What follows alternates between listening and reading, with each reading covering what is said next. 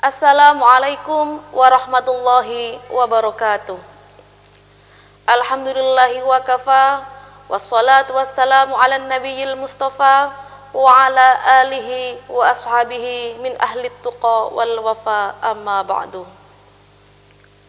Para hadirin rahimakumullah, pada kesempatan kali ini saya akan membahas tentang keadilan gender dalam perspektif fikih.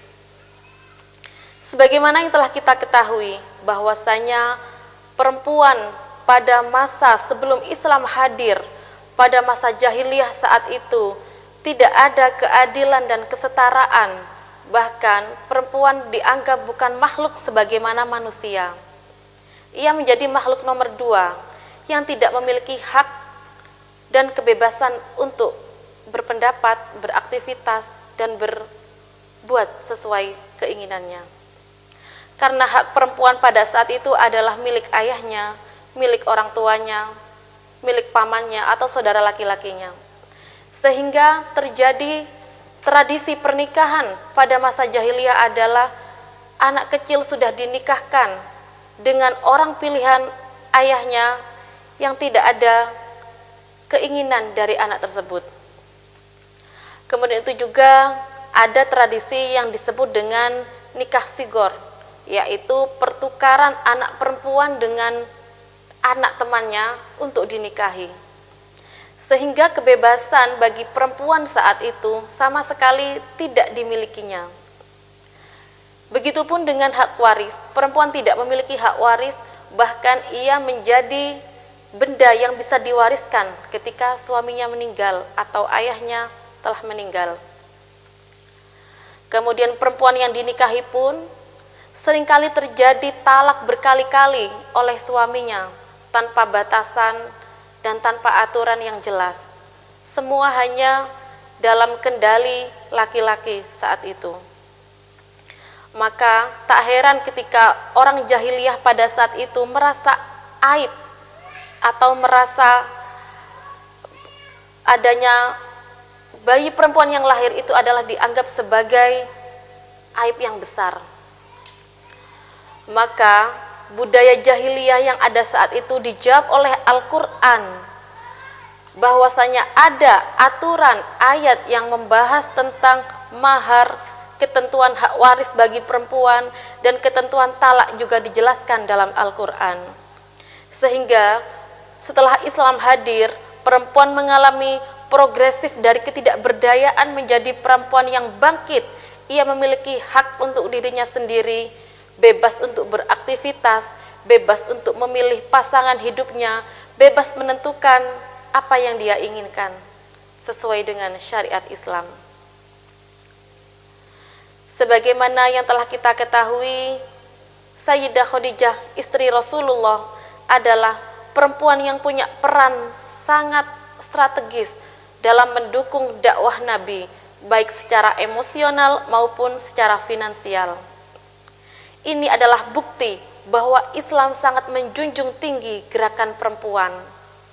Karena Sayyidah Khadijah adalah perempuan yang pertama mengimani ajaran Nabi Muhammad SAW.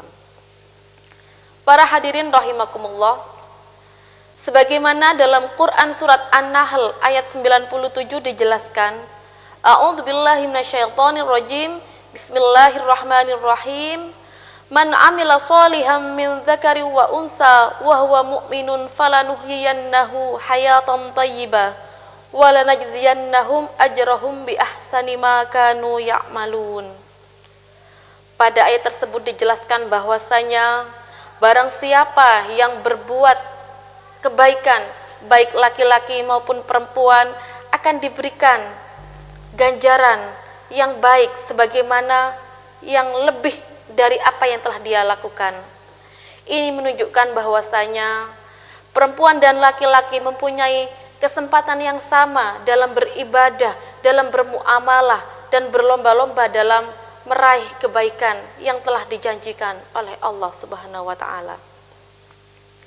Sehingga perempuan pada masa saat ini kita tahu telah memiliki hak dan kesempatan yang sama Sebagaimana kita ketahui dalam kajian fikih, fikih pun mendukung adanya relasi keadilan gender baik untuk laki-laki maupun perempuan. Kita tahu dalam produk-produk fikih yang dihasilkan oleh para ulama yang tentunya bersandar pada Quran dan hadis, itu memuat prinsip maqasidus syariah atau tujuan syariat itu ditetapkan. Kita tahu ada hifdzuddin, yaitu menjaga agama, hifdzun nafs, menjaga jiwa, hifdzul aql, menjaga akal, hifdzun nasl, menjaga keturunan, hifdzul mal, menjaga harta. Bahkan ada sebagian ulama yang menambahkan hifdzul asl, menjaga kehormatan. Maka dari itu, perempuan yang punya kebebasan untuk memilih beraktivitas, baik itu berkarir di dalam rumah, dalam sektor domestik maupun di sektor publik, semuanya tidak melanggar syariat Islam, bahkan sesuai dengan maqasidus syariah. Misalnya perempuan yang bekerja, ia akan mampu menjaga agamanya dengan tidak menggantungkan dirinya kepada orang lain. Bahkan ia mempunyai kesempatan untuk bersedekah kepada sesama orang dengan harta yang ia miliki sendiri. Kemudian dalam menjaga jiwanya, perempuan juga mampu menjaga pertahanan ekonomi. Ia mampu menyelamatkan jiwanya dengan usaha yang sudah ia lakukan sendiri. Kemudian dalam menjaga akalnya, perempuan juga memiliki kebebasan untuk mengasah soft skill, keterampilan atau passion bekerja yang ia miliki. Yang inilah masuk dalam hifdzul aql, menjaga akal kaum perempuan.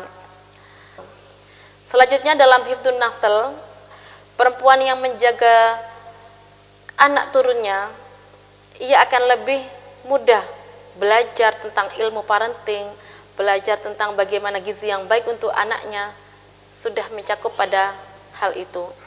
Selanjutnya dalam hifdzul mal, perempuan juga memiliki kebebasan untuk menjaga harga dirinya, punya hak untuk dilindungi, ataupun punya hak dalam menjaga harta yang ia miliki. Sehingga ajaran Islam yang telah sampai kepada kita saat ini sesuai dengan Quran surat Al-Anbiya, Bismillahirrahmanirrahim, wa ma arsalnaka illa rahmatan lil alamin. Allah menyebutkan dalam surat Al-Anbiya ayat 107 bahwasanya Allah menjadikan Nabi Muhammad sebagai utusan untuk membawa rahmatan lil alamin. Kita sebagai manusia telah mengalami bagaimana kasih sayang, perdamaian yang dibawa oleh Nabi Muhammad sampai kepada kita hingga saat ini. Para hadirin rahimakumullah, maka sepatutnya kita perlu bersyukur atas hadiah yang telah disampaikan oleh baginda kita, atas berbagai rahmat, kebahagiaan yang kita alami saat ini. Dan semoga kita bisa menjadi manusia yang bisa meneruskan ajaran Nabi dengan meningkatkan ilmu, meningkatkan iman dan ketakwaan kepada Allah Subhanahu wa taala. Semoga apa yang bisa saya sampaikan bisa bermanfaat untuk diri kita sendiri sebagai perempuan, bahkan untuk suami, orang tua, anak-anak kita, masyarakat kita secara luas dengan rahmatan lil alamin. Demikian yang bisa saya sampaikan. Wallahul muwafiq ila aqwamit thoriq. Wassalamualaikum warahmatullahi wabarakatuh.